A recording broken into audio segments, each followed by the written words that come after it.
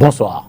Face à l'actuelle édition du 21 février 2021, c'est l'édition de la semaine qui revient évidemment pour analyser et commenter les faits de l'actualité tels que traités par la rédaction de STV. Et cette semaine, nous reviendrons largement sur la retraite annoncée de Ni John Frondi. Vous le savez, le leader du Social Democratic Front a dit vouloir passer la main à la jeunesse de son parti pour poursuivre le combat qu'il entamait depuis 1990.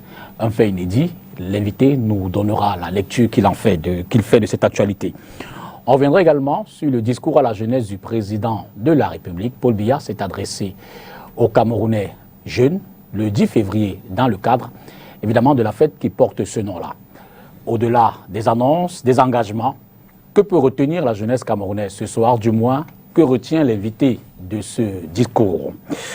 Autre affaire MRC-SCSI, vous le savez, c'est cette histoire qui, depuis quelques semaines déjà, revient sur un audit fait ou qui devrait être fait à l'issue de l'initiative prise à l'époque par Maurice Kamto pour permettre aux Camerounais de se soigner, du moins de lutter contre la Covid-19. Depuis, l'affaire semble avoir pris un autre tournant, juste au moment où il faut faire des comptes. Anani Rabi-Bindi, puisque c'est l'invité, nous dira ce qu'il en pense et l'analyse qu'il en fait. On reviendra également sur l'affaire FIFA TAS Fecafoot, un autre film à plusieurs rebondissements qui se joue entre Lausanne, Yaoundé et bien sûr les acteurs du football camerounais et internationaux. Que peut-on en retenir? Je l'ai dit, Anani Rabi-Bindi est l'invité de ce dimanche. Journaliste, certainement avec rang d'éditorialiste, notre aîné, notre confrère, en ce moment, vous le savez, conduit des émissions assez intéressantes chez nos confrères de Canal 2 International, dont l'une marquante qui retient l'attention s'appelle La Tribune de l'Histoire. On ne fera peut-être pas l'histoire ce soir, mais on reçoit Anani Rabi-Bindi. Merci infiniment, cher aîné, cher grand frère, de l'honneur que vous me faites ce dimanche. C'est moi qui vous remercie, c'est vous qui me faites l'honneur de m'inviter. Vous savez, moi je n'ai pas ma langue dans la poche. Les jeunes n'aiment pas beaucoup ceux qui sont leurs aînés, qui ont un peu plus d'expérience. Parce que nous sommes au Cameroun où chacun... J'ai souvent dit que quand nous avons commencé le journalisme en France, dans les années 66, il n'y avait pas 50 Africains qui étaient dans la presse internationale. Or, aujourd'hui, vous êtes au Cameroun au moins 2 millions. Donc chacun doit se battre, quitte à faire n'importe quoi pour émerger. Absolument. Donc les jeunes n'aiment pas, les jeunes aujourd'hui au Cameroun n'aiment pas ceux qui peuvent avoir parfois une petite expérience de plus que eux. Donc ils préfèrent ne traiter qu'avec ceux qui parlent le même langage, qui sont au même niveau. Alors quand vous me faites l'honneur de m'inviter, je vous remercie parce que j'estime que vous avez accepté de prendre un risque. Le risque, c'est tellement d'apprendre, de recevoir de vos connaissances. C'est vous qui pensez, c'est vrai. Ah, merci mais les infiniment. autres ne pensent pas autant. Merci, cher aîné. Avant de peut-être prendre votre analyse, je voudrais vous suggérer le premier reportage qu'on va découvrir ce soir ensemble. Il s'agit, je l'ai dit, de cette annonce de Ni John Frondi qui a décidé de passer la main. Nos équipes sont revenues sur ce sujet. Suivez plutôt. À un certain âge et à un certain moment de la vie, vous devez laisser les plus jeunes continuer. Et ils doivent prendre le relais quand vous êtes encore là pour voir ce qu'ils font, ainsi vous pouvez les diriger et les corriger. Ainsi s'exprimait le chairman du STF devant une trentaine de journalistes réunis à son domicile ce 11 février 2021 à Yaoundé. Une déclaration qui ouvre la voie à l'expression de toutes les ambitions au sein du Social Democratic Front. Malheureusement, la liste des prétendants s'est fortement réduite après les décès de Joseph Banazem, député et président du groupe parlementaire du STF à l'Assemblée nationale, et de Joseph Mbandam, député du parti de 1997 à 2020. En 2018 déjà, Ni John Frondi, l'ancien challenger de Paul Biya, avait refusé de participer à l'élection présidentielle. Il avait alors cédé la place à son premier vice-président, Joshua Ossi, qui avait été désigné candidat lors des primaires. Le nouveau porte-flambeau du SDF avait enregistré un résultat mitigé, une 4e place, loin derrière Paul Biya, Maurice Kamto et Cabral Libi. Si certains militants réclamaient la démission de Joshua Ossi de la vice-présidence du parti après sa débâcle présidentielle, celui-ci conserve le soutien de Ni John Fundi. Face à la presse, le 11 février dernier, ce dernier a tenu à préciser que, je cite, « Si notre candidat n'a pas eu un très bon score, il a fait de son mieux ». Âgé de 79 ans, l'ancien libraire, cependant, n'a pas précisé s'il quittera la tête du SDF lors de la prochaine convention du parti. Ce rassemblement prévu en 2022 devrait permettre de procéder au renouvellement des instances dirigeantes du Social Democratic Front.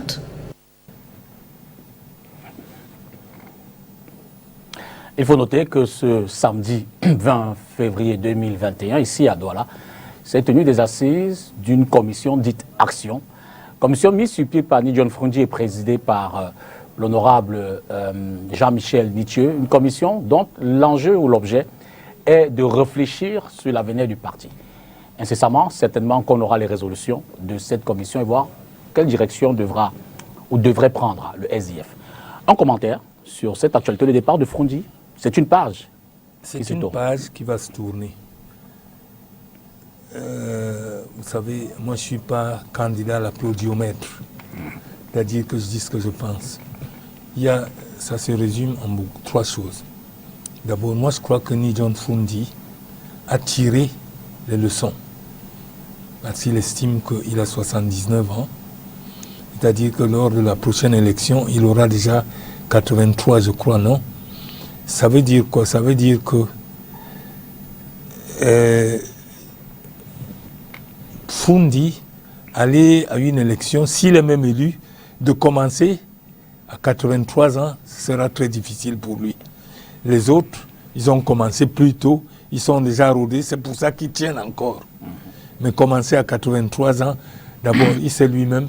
Et deuxième chose, il n'est pas sûr de gagner une élection. Il vaut mieux partir la tête haute que la tête basse. D'accord. Fundi n'est pas sûr de gagner une élection. Cette élection-là, prochaine, présidentielle. Donc j'estime qu'il a été très intelligent, très fin. Et que je lui tire un coup de chapeau. Parce que les gens racontent des histoires. Croyez-vous que M. Joshua Ossi relaissera la place à Ni John Fundi de se présenter à une élection dans 4 ans? Je vous regarde les yeux dans les yeux. Vous pensez? Ben, je ne répondrai pas, évidemment. Je vous laisse là. Je vous renvoie la question. Ça veut dire Est-ce possible? Je pense que déjà au sein du parti même, les gens, il faut que les gens se disent la vérité. C'est vrai que la politique, c'est le jeu des mots. Absolument. Mais Fundi a pris acte de la situation actuelle qui ne lui permet pas de revenir dire à Joshua aussi, bon, quitte, je veux me remettre. Il y aura et si on essaie de faire une forme de bilan sans être exhaustif, de 90 à peut-être 2020, 2021, au moment où Fundi fait cette annonce, quel peut avoir été l'impact du combat, des positions de l'homme, de son implication dans la vie institutionnelle du pays, de ses actions au sein de l'opposition, voilà. et peut-être vis-à-vis du gouvernement des pouvoirs publics? Moi, je vais vous dire quelque chose. Fundi a raté le coche en 92. D'accord. D'abord, vous voyez, les gens font les élections en France, les gens s'arrangent à faire les élections législatives avant les présidentielles, pour que ça permette au candidat qui a le plus de députés une légitimité pour le parti. Fundi a commis l'erreur en 92 de ne pas être candidat aux élections législatives. Quand on reproche aux gens le devoir d'un parti, c'est la prise du pouvoir et sa conservation le plus longtemps possible. C'est ce qu'on enseigne aux gens à Sciences Po. Moi, j'y ai pas été, mais j'ai lu les livres. La prise du pouvoir et sa conservation le plus longtemps possible. Alors, quand on fait les élections, Fundi refuse d'être candidat aux élections législatives. Qu'est-ce qui se passe? Il a permis au président Paul Biya d'asseoir son pouvoir. Souvenez-vous qu'à cette époque, l'UPC, puisque le SDF ne s'est pas présenté, l'UPC a profité pour rafler beaucoup d'élections avec l'UNDP. Et malgré tout, il a fallu que le président Paul Biya, vous le savez, vous ne vous souvenez peut-être pas, que Dakolé, avec ses 4 députés, Dakolé Daïssala, avec ses 6 députés, fasse basculer. Il avait 6 députés, il y avait 4 ministères. Il a choisi 4 ministères pour amener ces 6 députés à Paul Biya pour qu'il ait la majorité de 3 députés qu'il lui fallait. Absolument. Vous comprenez donc que Foundi a raté le coche et depuis ce temps, parce qu'après ça, on parle, vous savez, tous les gens qui sont nés dans un espace donné ont la même mentalité. Comment voulez-vous que Paul Biya, ayant vu aux législatives comment il a failli perdre le pouvoir, parce qu'il aurait été obligé soit de se soumettre, c'est-à-dire gouverner avec l'opposition, soit se démettre. Absolument. Alors, Foundi, qui a raté ce coche, et quand donc les élections présidentielles arrivent, Paul Biya avait déjà vu ce qui a failli lui arriver pour se préparer mieux. Et c'est lui qui avait la machine électorale qui était nationale. Parce qu'il ne faut pas qu'on triche. Le SDF restait à l'époque un parti beaucoup plus anglophone. Absolument. Et l'autre avait le parti le plus national. Donc il a pris des mesures pour se battre démocratiquement pour gagner. Donc quand Foundi a raté ça, c'était plus facile pour lui.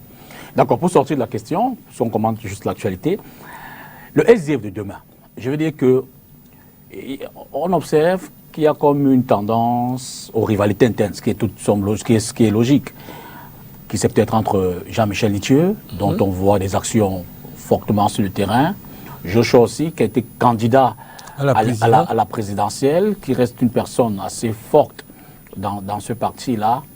L'avenir du SDF, vous le direz, se jouera entre ces deux personnalités et du choix des militants du SDF, pourrait-on croire qu'on pourrait avoir une lecture sur l'orientation du parti quand on pense que, par ailleurs, que Nitieux se présente comme étant l'aile dure de ce parti-là? Oui, Nitieux se présente comme étant l'aile dure. Mais c'est tout à fait normal. Parce qu'il n'y a pas de consensus dans la plupart de ces partis-là. D'accord. Il n'y a pas de consensus. Vous savez, le RDPC est tout, mais il est celui qui a le plus de gens, avouons-le honnêtement. Parce que si on prend déjà tous les fonctionnaires, tout ceci, moi j'ai vu comment les Français, en 2018, ont fait une étude. Et ils donnaient Paul Biya. Moi j'ai vu l'étude avant. Ils donnaient Paul Biya vainqueur. Ils te disaient que le RDPC a tant de personnes, ça lui amène 3 600 000 personnes, on le disait. Et ils avaient ajouté ceci. Je le dis ouvertement aujourd'hui, personne ne le savait. Ils avaient ajouté ceci, que même si les gars de l'Ouest jouent à la tricherie en disant à Paul Biya qu'ils sont avec lui, et qu'au dernier moment, ils iraient vers Kamto, ils disaient que ça fera à peu près, il avait 61%, que ça sera à peu près 20%, il restera à 41%, mais le Nord va compenser. Ça, c'est le calcul que les Français, j'ai vu. Une étude faite par la France. Oui, par la France. D'accord. Il disait qu'il aurait 61% avec tous les gens du RDPC. C'est-à-dire les députés, les ceci, les militants. Que même si les gens de l'Ouest, par tribalisme, lui jouent un tour au dernier moment en disant que oui, on est pour toi, et au dernier moment, ils vont voter pour Kamto, ça fera 20%, à peu près 23%, il restera à 41%, et les gens, le Nord va compenser. Qu'il gagnera toujours à 61%. D'accord. Donc, maintenant, ça veut dire que Jean-Michel Nitieux, il représente l'aile dure, c'est tout à fait normal. Et ce n'est un secret pour personne. Vous savez que les gens de l'Ouest disent c'est notre tour. Ils ont toujours dit ça. Vous le savez. Je veux dire que l'Ouest en tant qu'entité... C'est notre tour. Le mot n'est pas de moi. Oui, mais c'est généralisé aussi, c'est peut-être en... Je ne généralise pas, mais je dis dire ça en démocratie, c'est pas normal. Les acteurs politiques de l'Ouest. Oui. Voilà. Dire ça je pense que c'est... en démocratie, c'est pas normal. D'accord. C'est-à-dire, ça veut dire du pousse-toi que je m'y mette. Tout le monde a le tour. Ça ne veut pas dire que les autres doivent rester, c'est pas ce que je dis. Mais je dis, quand on part de ce principe, ça devient difficile. Et Jean-Michel Nietzsche table sur ça. Et sur ce plateau, j'ai expliqué à votre prédécesseur, Thierry Ngongan, je lui ai dit, on parlait des femmes du Gabon, à l'époque, sur l'affaire Mba Obam. Je lui ai dit que Mba Obam ne pouvait pas gagner une élection. Je lui ai dit, pourquoi? J'ai dit, les femmes sont à peu près 23-27%. Mais comme ils sont partout, dans toutes les régions, ils s'imaginent qu'ils sont plus nombreux que tous les autres réunis. Ils deviennent arrogants et tous les autres se liguent contre eux. C'est à peu près ce qui se passe au Cameroun. C'est-à-dire que les autres qui sont à peu près 20 et quelques pourcents doivent se liguer avec les autres. Or, partie de l'idée que seuls ils peuvent gagner une élection. Ils se mettent les autres contre eux, tous les autres. Je ne sais pas si vous me suivez. Je vous suis. Donc, c'est là où c'est difficile l'équation. Or, tant qu'ils restent dans cette posture, ils ne peuvent pas gagner une élection. Croire qu'ils peuvent gagner une élection seuls. Un homme pour vous, c'est quoi le SDF de demain? Le SDF de demain a beaucoup de problèmes. Parce que d'abord, la situation au Nozo, qui est leur fief naturel, n'est pas descriptible. Dont on a pu voir les conséquences lors des récentes élections, qu'elles soient présidentielles ou locales. N'est pas descriptible aujourd'hui. C'était leur fief naturel. Ne trichons pas. Ça veut dire que le SDF aura beaucoup de problèmes à se reprendre. Parce qu'en face, il ne faut pas mentir. Il y a des gens qui sont SDF, qui sont du côté de l'Ouest, pas pour être SDF, mais pour tirer la charrue vers eux. Donc le SDF va avoir beaucoup de problèmes.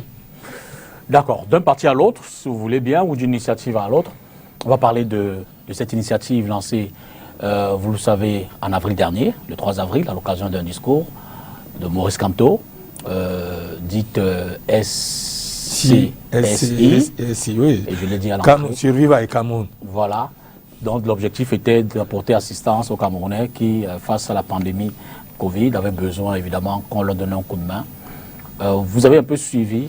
Moi, j'ai suivi la dernière actualité autour de... Ben oui, j'ai vu, tout le monde le suit. Puisque maintenant, Penda et Koka et Kamto, je crois, ne sont pas d'accord sur la façon dont ça a été, que vous en faites. Donc ça a été géré. Penda et Koka le dit.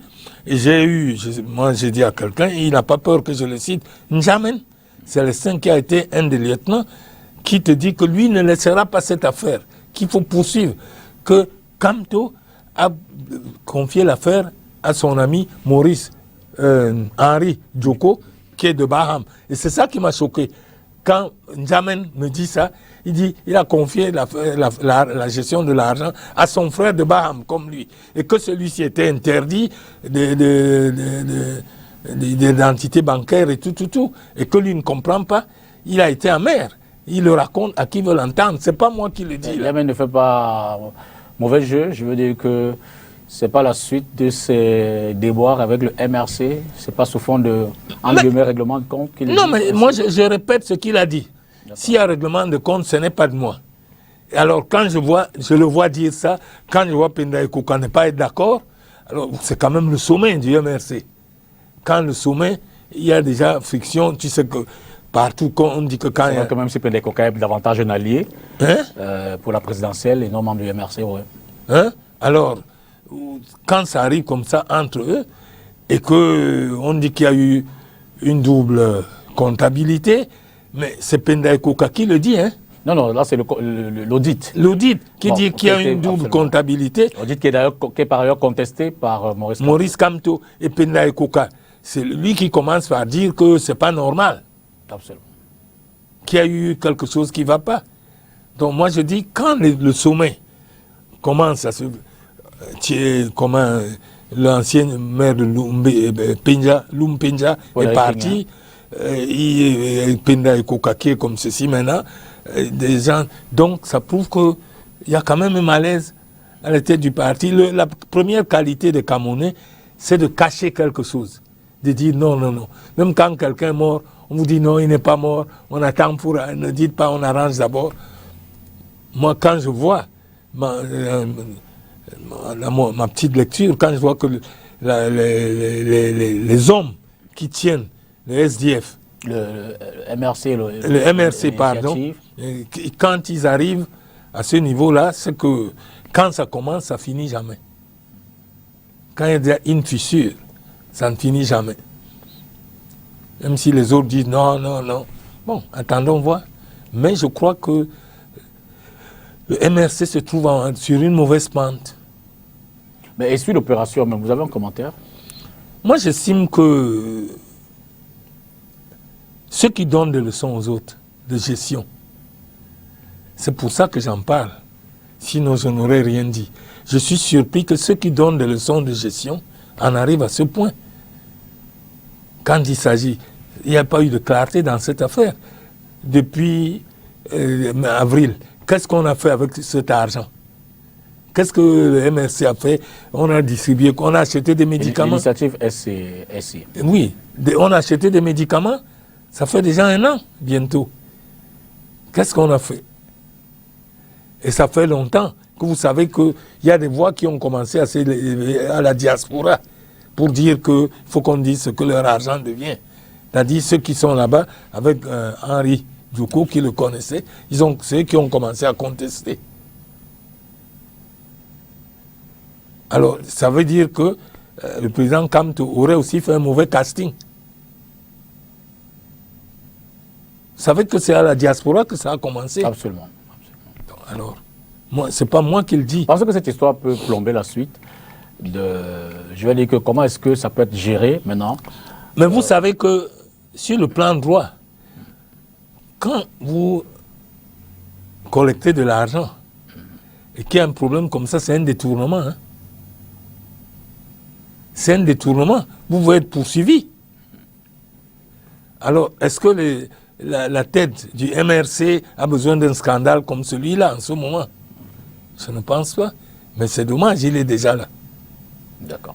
Et cette situation que nous déplorons fera... Je ne pense pas que le MRC sortira bien fort là-dessus. Parlons d'autre chose, de la crise dans les régions du nord-ouest et du sud-ouest. À Yaoundé, cette semaine, avec la volonté de Paul Tasson, élite du Lébialem, non moins ministre du gouvernement de Paul Biya, une marche a été organisée à Yaoundé, je l'ai dit, pour non seulement soutenir les populations locales, mais également dénoncer les exactions qui sont commises dans cette localité. C'est ici, au Musée national, ancien palais, symbole de l'unité nationale, que les fils et filles du département du Lébialem, région du Nord-Ouest, se sont donné rendez-vous pour crier leur ras-le-bol suite aux multiples scènes de violence dont cette localité est victime depuis le début de la crise en 2016. Pour nous, il s'agit des bandits de grand chemin qui profitent ou qui ont miroité une œuvre de sécession pour faire tout ce qu'ils font sur les populations. Vol, viol, kidnapping, assassinat et incendie sont régulièrement vécus par les populations du Lébialem dans le cadre de cette crise qui a déjà arraché la vie à des milliers de personnes. La dernière goutte d'eau qui a débordé les vases, c'est ce qui s'est passé le samedi 13 février 2021. Un certain nombre de chefs traditionnels du village Essorta ont été réveillés, manu militaris, amenés à la place publique du village. 3 parmi eux ont été fusillés et leurs corps jetés dans un cours d'eau à côté. Balungeli, Conscience Ebouné, directeur du cabinet du Premier ministre, Félix Mbagnou, ministre délégué chargé du Commonwealth, et Paul Tasson ont lancé un appel aux États qui abritent les commanditaires de la crise afin qu'ils soient traqués et rapatriés pour être jugés dans leur pays d'origine. Nous voulons dire que c'est trop. Nous n'en pouvons plus. Donc nous, vivons à Yaoundé, nous avons pensé le faire à Yaoundé, mais nous attendons que ce mouvement se suive partout où vivent nos frères et sœurs. Une minute de silence a été observée en hommage aux victimes de la crise. L'assassinat des chefs traditionnels dans le sud-ouest et bien d'autres assassinats ont suscité la réaction. Les hommes politiques et les hommes de la société civile, nos reporters ont tendu le micro à certains d'entre eux. Des chefs traditionnels tués dans le Lebialem, des civils tués à Maoutou, région du sud-ouest, un autre torturé par des militaires hindous dans le nord-ouest. Ce sont quelques faits perpétrés en ce début d'année 2021. Ce sont des actes qu'il faut condamner avec la dernière énergie.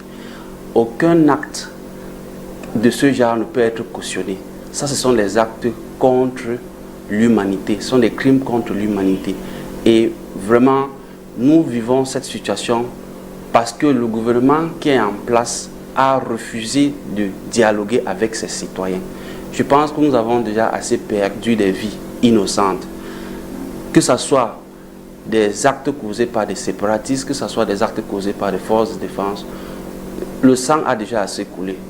La violence et la violence atroce que nous vivons et que nous voyons dans les zones du nord-ouest et du sud-ouest est complètement inacceptable.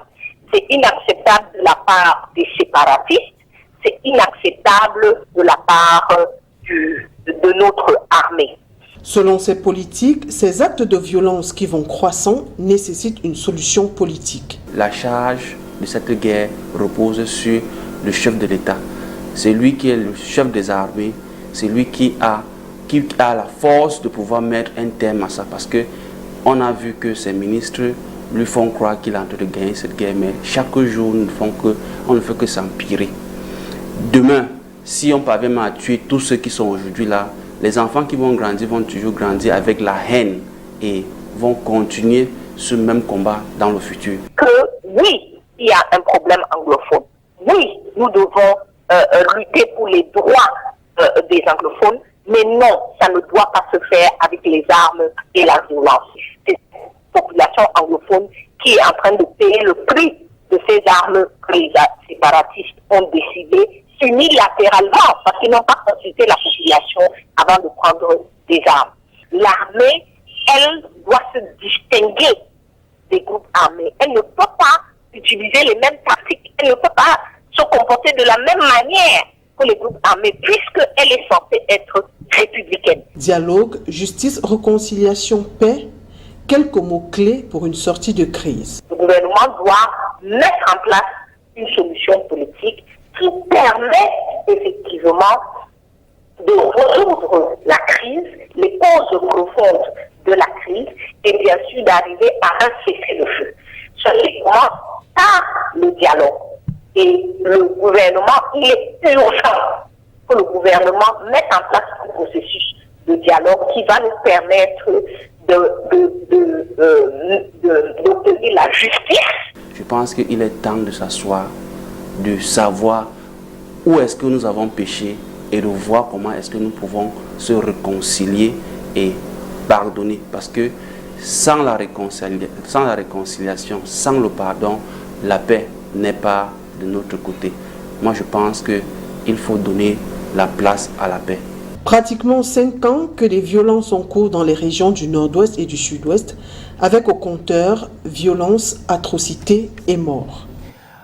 Alani Rabé Bindi, pour le gouvernement, la situation semble être contenue, s'améliorer, la reprise de certaines activités, évidemment, pour les séparatistes et certains autres observateurs, la situation reste extrêmement tendue. On connaît un peu l'état des lieux. Pour vous, qui détient la solution? Mettant faux, qu'on a écouté tout à l'heure, dit que c'est le président de la République. Vous savez, moi, je n'ai pas voulu parler de cette affaire jusqu'à présent. Mais il faut que je dise aujourd'hui mon point de vue, Absolument. Qui semble être le meilleur. Mais tant vous dites c'est le président ne détient rien. Il faut que les gens sachent qu'en 1972, Paul Biya n'était pas président. On a organisé un référendum qui, je sais, que Paul Biya, d'après ce que m'a dit l'ancien président Dida Zinsou, aurait dit à l'époque que il fallait d'abord préparer des Camerounais pendant longtemps. Que ce référendum peut faire des problèmes un jour. Mais ce n'est pas lui qui était là. Maintenant, il faut que les Camerounais ouvrent les oreilles.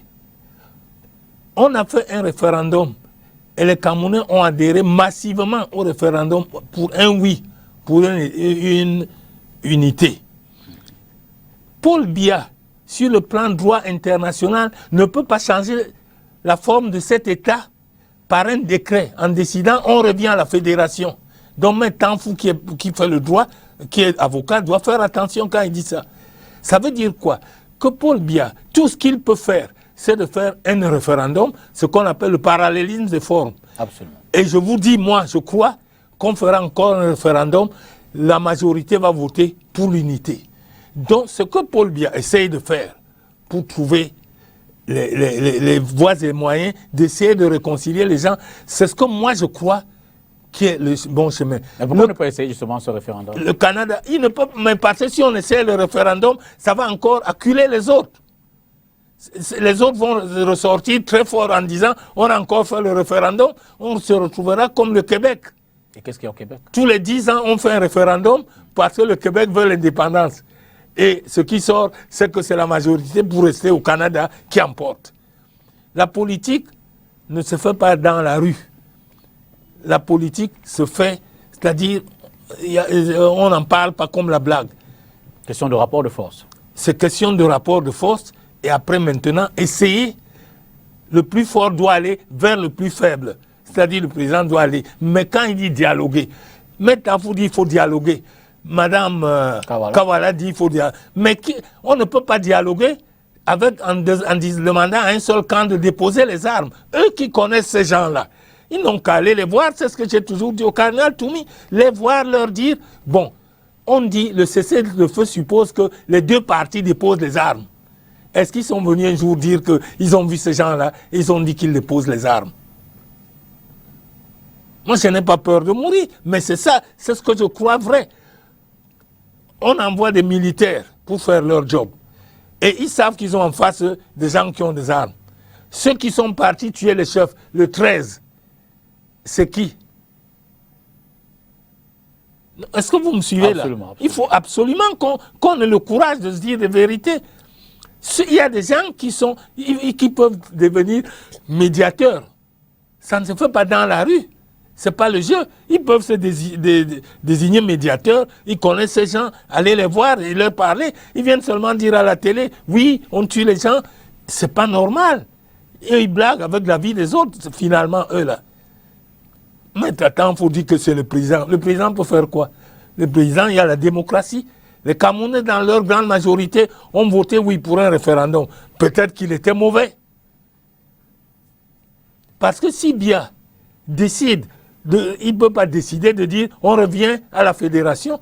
Mais sur le plan droit international, c'est la traîtrise. Il a changé la forme de l'État que la majorité des Camerounais ont voté. Nous avons le droit, ceux qui ont voté oui ont le droit de le poursuivre pour traîtrise. Il ne faut pas que les gens viennent parler parce que moi, je ne suis pas candidat à l'applaudiomètre. Et voilà le problème. Mais on est sûr que si on refait le référendum aujourd'hui, la majorité votera toujours pour. Et ça les renforcera dans leur position. Les négociations en politique ne se font pas dans la rue. Que les gens se désignent médiateurs, qui voient les autres, qui disent, bon, ils ont décidé de déposer les armes. À la fin de la journée, la question est combien de temps va encore durer ce conflit? Si vous connaissez, vous dites-moi. Je vous pose la question. Vous ne pouvez pas me poser la question parce que je dis que les ingrédients ne se réunissent pas. Je dis, je prends Maître Tanfou en témoin, que quand il dit c'est le président, ce n'est pas. Il dit on refuse de dialoguer. Ils ont fait le dialogue. C'est que le dialogue n'est pas profond. Parce qu'il y a une partie des gens de gauche comme de droite qui ont des positions irréversibles. Alors vous vous dites, que faut-il faire? Je dis que ceux qui se désignent comme médiateurs, qui ont le droit à la parole, tels que Mme Kawala, Maître Tanfou, qu'ils aillent voir ces gens-là, leur dire, bon, arrêtons, on va dialoguer, et qu'ils viennent maintenant voir Paul Biya et lui dire, voilà, moi je les ai vus, ils sont d'accord pour déposer les armes pour compter de telle date. Parce que dans toutes les guerres, il y a toujours les négociations. Absolument. Au moment où les gens se battent. Mais les négociations ne se font pas dans la rue. D'accord. Cette semaine, le REDAC, le réseau des défenseurs des droits humains en Afrique centrale, est également monté au créneau entre question des droits de l'homme et la crise dans les régions du Nord-Ouest et du Sud-Ouest. Maximilienne Gombe, qui en est la présidente exécutive, a fait le point face à la presse. La situation sécuritaire actuelle du Cameroun et de la République centrafricaine n'est pas réluisante. Un ensemble de conflits internes noircissent ce tableau. Parmi les victimes, les femmes et les filles. Ces dernières sont parfois malheureusement utilisées comme des armes de guerre. Comment ne pas, pendant les conflits, protéger celles qui donnent la vie, alors que nous passons, nous les hommes, pendant les conflits, le clair de notre temps, à agresser les femmes, à les violer, à les rendre stériles, à les traumatiser. Protéger les femmes et les filles dans les zones en conflit du Cameroun et de la RCA, c'est l'objectif d'un projet du réseau des défenseurs des droits humains en Afrique centrale, en abrégé REDAC. Sur une durée de 2 ans, le dit programme tient sur plusieurs piliers. Un volet de formation, protection des jeunes filles et des femmes et des défenseurs avec l'adoption probablement de la loi en RCA. Et le deuxième volet, c'est l'organisation des dialogues intercommunautaires, n'est-ce pas, pour amorcer, n'est-ce pas, la prévention des conflits et la résolution des conflits. À terme, l'organisme à l'origine de cette initiative espère faire des femmes et des filles des instruments efficaces de prévention de conflits. C'est pour cette raison qu'au niveau du REDAC, en partenariat avec nos amis du Canada, donc Global Affaires, nous avions réfléchi pour voir comment, pendant les conflits, nous pouvons sensibiliser les femmes, les protéger et aussi faire de ces femmes des actrices actives pour le retour de la paix, de la réconciliation et aussi, comme vous le savez, les utiliser comme des vecteurs pour essayer de prévenir les conflits. La conférence de presse de présentation du projet de renforcement des capacités de la jeune fille et des femmes défenseurs des droits humains a lieu ce 17 février 2021 à Douala.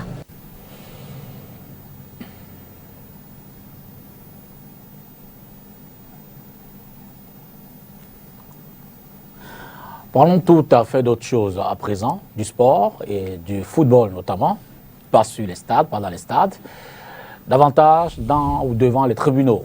La FIFA, le tribunal arbitral du sport et la Fédération camerounaise de football n'en finissent plus de faire des rebondissements pour ce qui est de la gestion du football.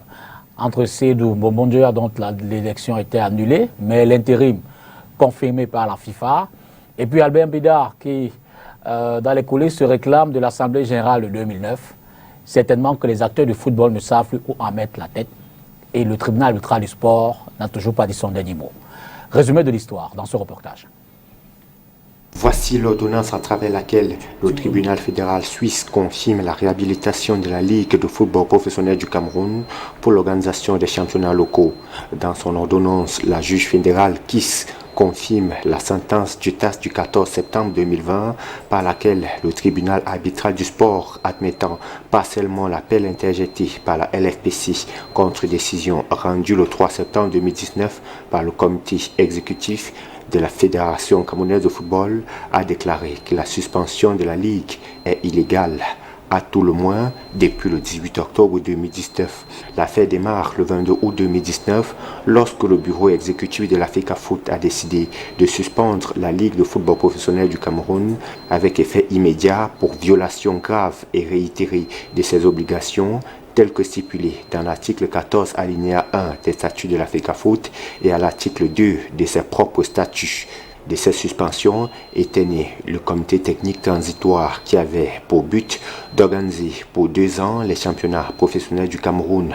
Le général Pierre Semengue, président de la Ligue de football professionnel du Cameroun, avait fait appel de cette suspension devant la Chambre de conciliation et d'arbitrage du Comité national olympique du Cameroun, qui déboutait le général le 18 octobre 2019 avec comme motif non-épuisement des voies de recours internes à la FECAFOOT. Le général, contestant ces suspensions, reprochait à la FECAFOOT sa non-compétence pour modifier ses statuts, la limitation d'âge pour être président de la Ligue et surtout la suspension de la LFPC, entre autres.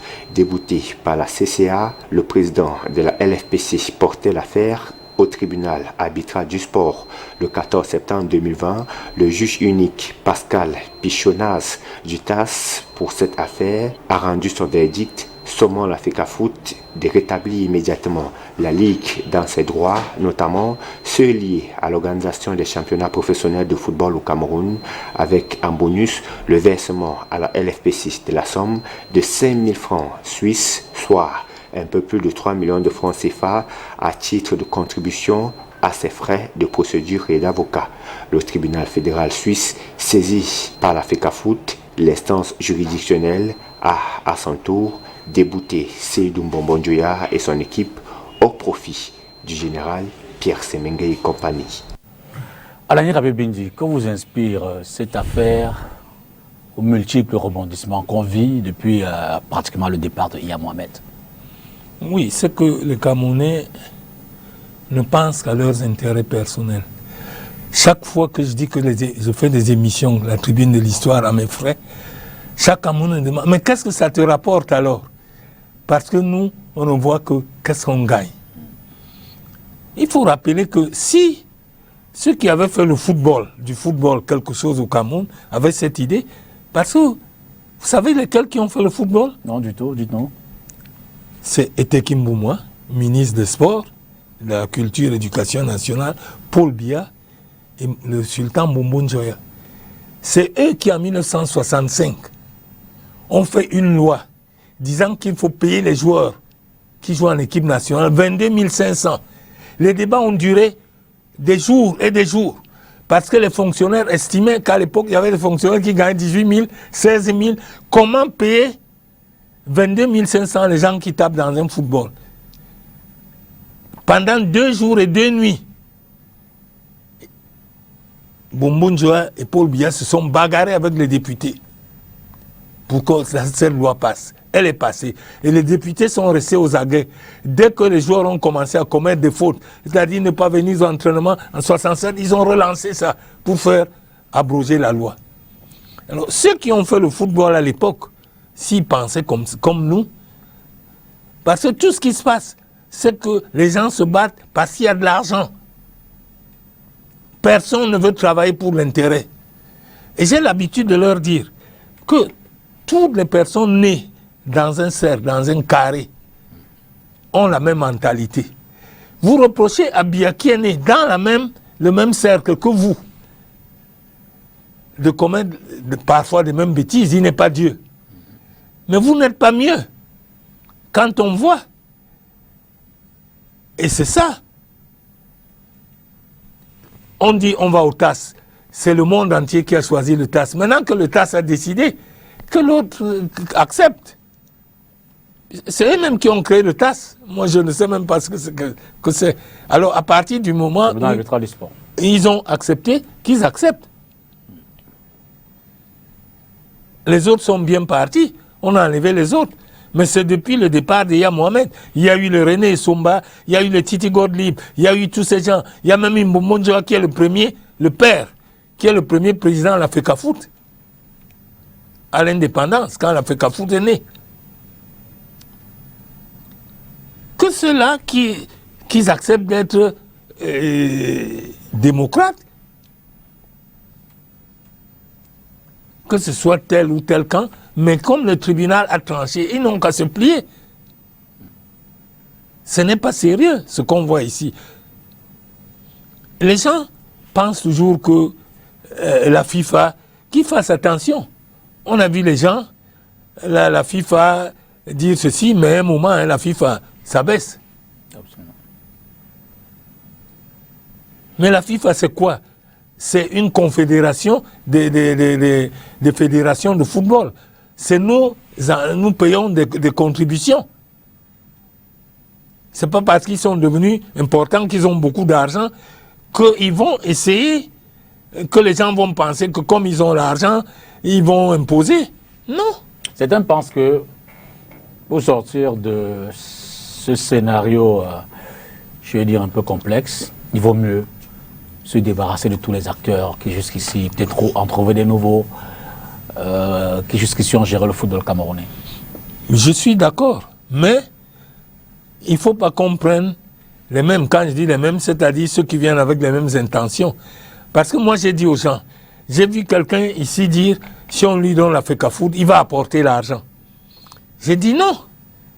Apportez d'abord un peu, qu'on voit, et à partir de ce moment, on sait que si vous êtes président, vous allez en apporter beaucoup. Chacun, c'est ce que chacun te dit. Hein. Si moi je suis président, je vais faire ceci, je vais faire cela. Mais apportez d'abord un peu sans être président. Faites des dons à la FECAFOOT. Apportez de l'argent, faites des dons. Vous ne le faites pas. Qu'est-ce qui prouve que si on vote pour toi demain, Dipita, on te vote pour 5 ans, et qu'on découvre que tu fais mal le boulot, qu'est-ce qu'on va faire? Tu ne nous as pas apporté ce que tu as promis. Il y a deux choses.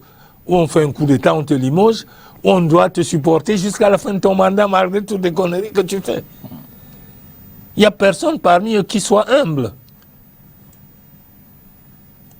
Non. Pourquoi les Camerounais veulent que ce soit l'autre qui accepte de se soumettre chaque fois? On a dit acceptons de mourir un peu. Ben Bella avait dit acceptons de mourir un peu pour que l'Afrique soit sauvée. Chaque Camerounais est toujours mieux que l'autre. Se croit toujours mieux que l'autre. Non. Quand j'ai fait une émission, vous avez dit que Paul Biya avait fait Sciences Po, il a eu un DS de droit, il a fait l'INFOM, l'école, il a fait Sciences Po, l'école où on apprend la politique, un DS de droit qui connaît le droit, et qu'il a fait l'IHM, l'ancienne INFOM, c'est-à-dire l'école des administrateurs. C'est-à-dire il a fait les 3 choses qu'il faut pour dire. Et quelqu'un qui, lui, n'a même pas fait ça, le juge. Non. Mais à la fin de la journée, c'est le résultat qui compte, pas l'école que vous avez. Mais oui, mais ceux-là qu'ils fassent d'abord les résultats, même chez eux d'abord, pour qu'on voit qu'ils peuvent faire mieux. On ne dit pas que personne ne peut faire mieux que Paul Biya. Mais on dit ceci, qu'ils fassent d'abord bien là où ils sont. On est en train de voir Camto avec l'affaire de SIS. Est-ce que tu trouves normal que quelqu'un sur qui nous comptions soit encore empêtré dans des problèmes comme ça avant qu'il ne soit à la première place? Personne n'est parfait. C'est comme quand les gens vous disent que Paul Biya fait un mauvais casting. Paul Biya n'a jamais fait de mauvais casting. Paul Biya, quand il arrive au pouvoir, c'est l'année scolaire 55-56 du lycée Leclerc. Cette année, Paul Biya en première, avec les Tessa, les Fofé, les Semenge, les Tchangasoter, les Dioutazed, et en terminale mathématiques élémentaires, vous avez Niad Nifenju, Ponlen, en terminale philo, vous avez Kodok, vous avez Basilekin, vous avez en terminale sciences expérimentales, vous avez Foualem et tout. En seconde, vous avez les Ding, les Tondé, les ceci ou cela. Maintenant, c'est les gens qu'ils connaissent, ils ont fait ils ont fait les bonnes études, tous. Et 2, personne n'avait de casier judiciaire sale. Donc, ils remplissaient les 2 conditions qu'il faut pour être nommés.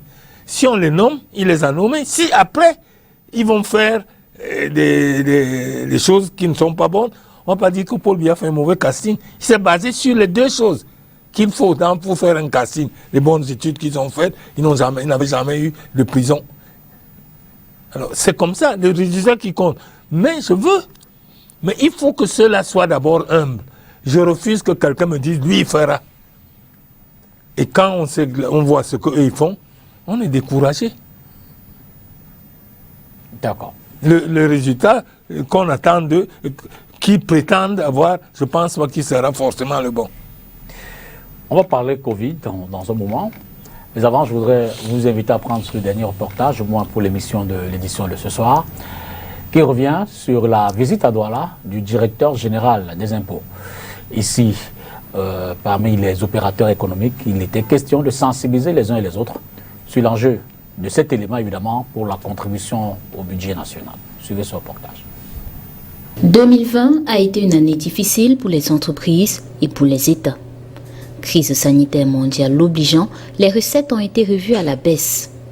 2021, c'est une nouvelle année et l'État du Cameroun maximise ses chances pour que les recouvrements fiscaux soient un partenaire fiable pour l'atteinte des objectifs de la loi de finances de l'année en cours. Une loi de finances vient d'être adoptée, il va falloir prendre des textes d'application, écouter vos doléances par rapport aux dispositions de cette loi de finances pour avoir les meilleures mesures d'application possibles, mais également et surtout tracer les perspectives de la nouvelle année et préparer ensemble la loi de finances pour l'exercice 2021. L'une des stratégies utilisées par la Direction générale des impôts, des échanges avec les entreprises, comme celui de ce 16 février 2021 à Douala. Le but, expliquer les changements qui viennent avec la nouvelle loi de finances, mais aussi écouter les doléances de ces entrepreneurs. 2020 qui a été très marqué par la pandémie en cours, nous avons eu besoin de comprendre la direction dans laquelle irait notre administration fiscale. Parce qu'on a eu une trêve, on va dire ici, en 2020. Et 2021 pouvait être annonciatrice de nouvelles réformes quelque peu parfois délicates par rapport à la fragilité de notre tissu économique lié à cette pandémie. Et l'initiative d'aujourd'hui nous rassure. La déclaration ou même le paiement des impôts aujourd'hui, ce que le gouverneur vient d'appeler l'impôt de la troisième génération, c'est une bonne chose. Aujourd'hui, depuis son bureau, on peut faire une déclaration fiscale, payer ses impôts et c'est un gain de temps. Vous savez que le temps, c'est de l'argent. D'après le document d'orientation budgétaire préparé par le gouvernement camerounais en vue de l'élaboration de la loi de finances de 2021, la pression fiscale devra être portée à 12,7% du PIB en 2021, dans la perspective d'atteindre l'objectif à moyen terme de 13,5% du PIB en 2023. Alain Rabé-Bindi, la question des impôts, une problématique réelle au Cameroun. Vous savez, le Cameroun est le seul pays au monde où le paradoxe est permanent. Comment ça? Au Cameroun, personne n'a de monnaie. Tout le monde n'a que de gros billets. Est-ce que je mens? Si vous avez... Vous n'avez pas fait le tour de... Non, dites la vérité. Si vous en avez fait l'observation. Oui, personne n'a de monnaie, tout le monde n'a que de gros billets, mais on vous dit que ça ne marche pas. Au Cameroun, on nous a appris à l'école que quand le BTP, bâtiment travaux publics, marche, ça veut dire que l'économie marche. C'est le moteur de l'économie. Au Cameroun, tout le monde construit, mais on vous dit que ça ne marche pas. C'est un paradoxe. Ça veut dire que 40% seulement de Camerounais payent l'impôt. Tous les autres, 60%, essayent de naviguer. Personne ne sait aujourd'hui, aucun Camerounais qui vend sous un lampadaire, te dit qu'il va payer l'impôt. Pourquoi? Il fait quoi? Il oublie que Eneo demande à l'État de payer le lampadaire sous lequel il fait son marché. Il oublie que c'est Isakam qui enlève les ordures qui sont sur la chaussée où il fait son marché et que l'État doit payer. Les Camerounais ne veulent pas payer les impôts. Et c'est normal. Mais je vous dis 40% seulement des Camerounais qui payent l'impôt. Et c'est très grave dans un pays comme le nôtre. Je comprends que nos opérateurs économiques boycottent le discours du ministre, du directeur des impôts. C'est tout à fait normal.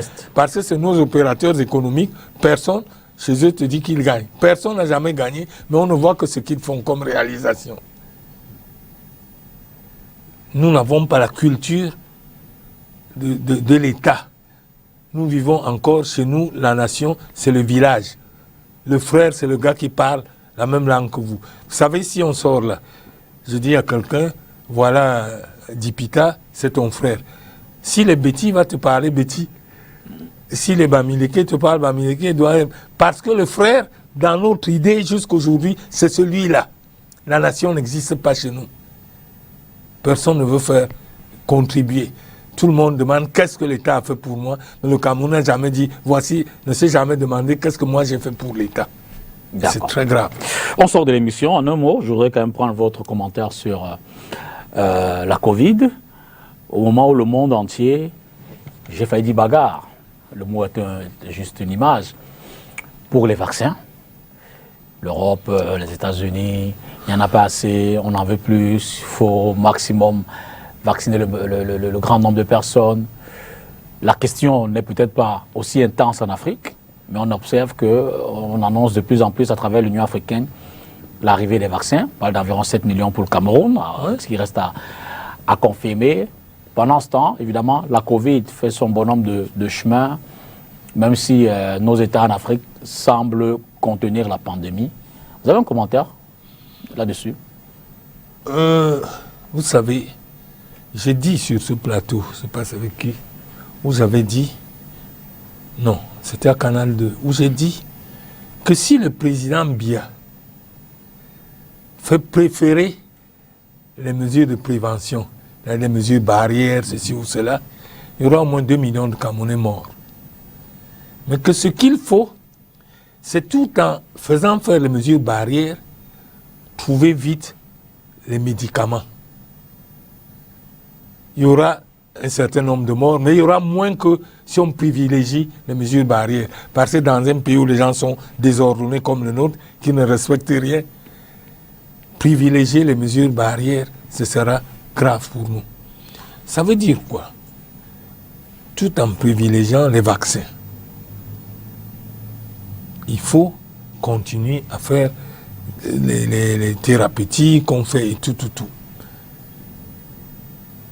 Parce que nous avons deux choses. Les gens bavardent, ils ne sont pas allés dans les autres pays où le confinement dure depuis 1 an. Il n'y a pas eu d'école. Vous savez, à Bonabéry où j'habite, ce qui m'a mis, c'est à 7 h du matin. Quand tu vois les cars, le Cameroun est devenu... C'est comme si je vivais en Europe. Toutes les écoles privées au Cameroun maintenant ont des bus scolaires. Et quand tu vois le nombre de bus qui passent, à partir de 6 h, 7 h, tu dis, mais enfin, où est-ce qu'on est? C'est-à-dire qu'on a réussi à remettre les gens à l'école. Mais au Gabon, on n'a pas encore repris l'école depuis 1 an. Au Sénégal, on cherche comment faire. Et le président Biya a eu le courage. Je crois qu'il m'avait entendu. Je disais qu'il faut privilégier les thérapeutiques. C'est-à-dire soigner les gens, créer les médicaments. Parce qu'à l'époque, si on avait attendu les vaccins, comme l'Occident voulait nous faire, c'est-à-dire attendre des hypothétiques vaccins qui arriveraient à partir de maintenant. Vous savez combien de gens seraient morts? Donc on a vu les gens comme Monsieur Cléda, les gens, on a montré notre ingéniosité, créer des thérapeutiques et tout. Ça a sauvé beaucoup de gens. Il y a eu des morts. Absolument. Il y a eu des morts. Mais il y a eu moins que si on avait attendu le vaccin. D'accord. Anani Rabé-Bindi, merci de vous être arrêté dans Face à l'actu ce soir pour analyser avec nous et commenter l'actualité telle que traitée par la rédaction de STV. C'est moi qui vous remercie pour m'avoir invité. Je suis honoré. Je vous remercie. Toujours disponible. Merci à vous également, madame, messieurs, d'avoir regardé cette autre édition de Face à l'actu. Demain, c'est lundi, début de semaine. D'avance, on vous souhaite une excellente semaine. Bonsoir.